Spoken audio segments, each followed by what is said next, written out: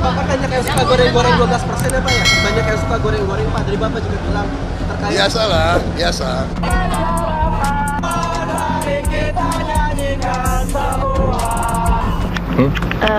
Polemik pro kontra terkait PPN 12% kan? Ya, saya kira kita mendukung keputusan pemerintah. Semua yang berada di ruang ini, jika Anda tadi siang kerja, maka Anda bayar pajak rutin dan pajaknya impresif jumlah. Makin hari porsi pajak kita dalam APBN luar biasa besar. Pertanyaannya, siapa yang memanage itu? Jika orang baik hanya mau menjadi pembayar pajak yang baik, kita cenderung jika orang tak bermasalah masuk politik dipermasalah. Tapi jika orang yang bermasalah masuk politik justru tidak kita permasalahkan. Indonesia membutuhkan presiden yang memikirkan manusianya, bukan sumber daya alamnya. Ketika kita lihat politik di Indonesia, banyak sekali masalah.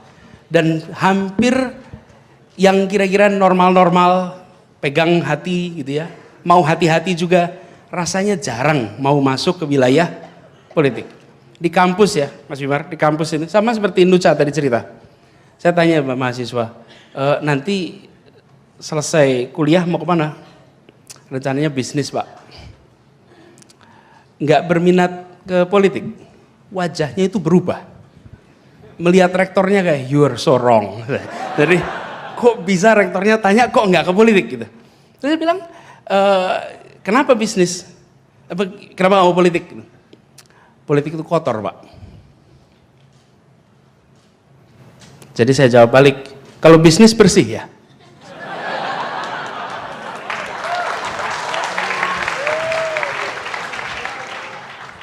Bersih atau kotor itu cara kita menjalani, bukan soal sektor.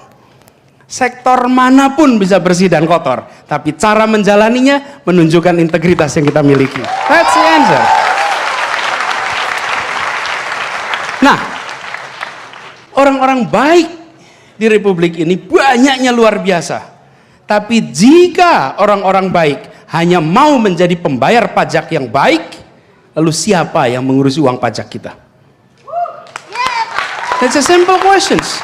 Siapa? Semua yang berada di ruang ini. Jika Anda tadi siang kerja, maka Anda bayar pajak rutin.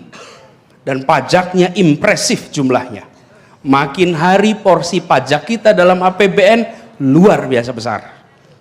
Pertanyaannya, siapa yang memanage itu jika orang baik hanya mau menjadi pembayar pajak yang baik? Nah sayangnya iklan-iklan di mana-mana adalah jadilah warga negara yang baik dengan jadi pembayar pajak yang baik. Tidak ada iklan yang bilang jadilah pengelola pajak yang baik. Nah kita semua harus mulai memikirkan ulang ini. Sebagian dari kita harus ambil putusan, bukan saja menjadi pembayar pajak, tapi pengelola uang pajak kita semua. Harus. Karena kalau kita tidak, nah orang-orang yang baik-baik ini, ketika mereka memilih masuk politik, biasanya menghadapi masalah. Misalnya nih, dosen baik-baik, mengajar baik-baik, berintegritas misalnya nih. Terus namanya muncul caleg. Sekampus mendiskusikan, sakit apa dia itu sampai mau jadi caleg? Ada apa yang terjadi sampai mau jadi caleg? Ini mindset kita. Kita cenderung jika orang tak bermasalah masuk politik dipermasalahkan. Tapi jika orang yang bermasalah masuk politik justru tidak kita permasalahkan. Itu yang kita masalahkan. Jadi kalau ada orang yang bermasalah masuk politik, ya sudah harusnya gitu kan. Karena kita diemin.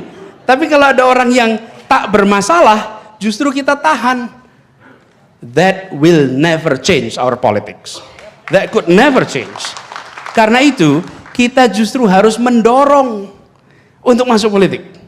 Harus dorong. Tidak semua orang harus masuk politik, tidak.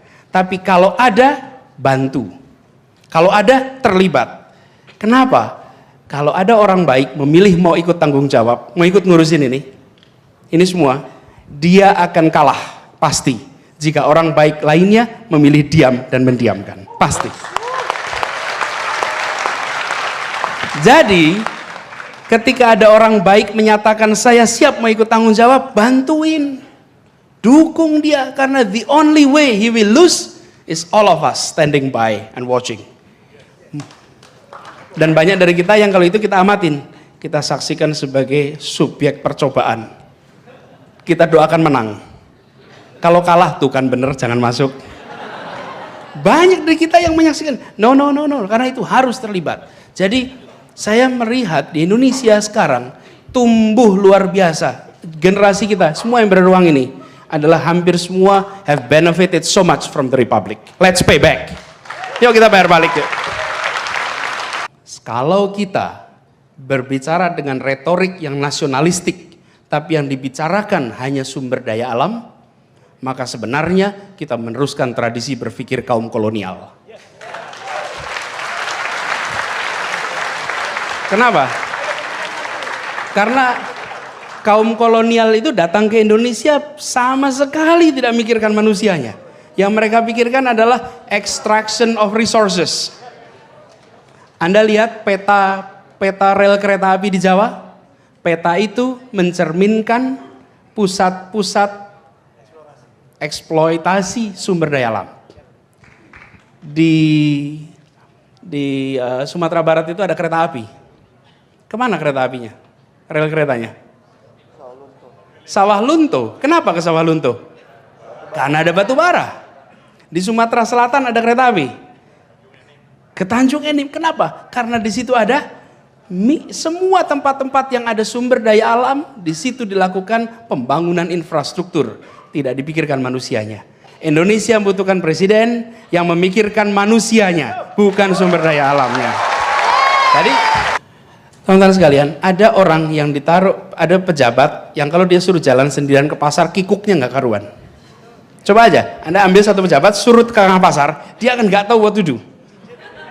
Harus ngomongnya apa, interaksinya apa. Kenapa? Karena selama ini dia bukan bagian dari interaksi dengan rakyat. Nah sekarang ini bicara style, yang ini gak bisa ditiru. You have to experience it, you have to do it. Coba kalau ditanya hari ini, profesi mereka apa coba? Politisi.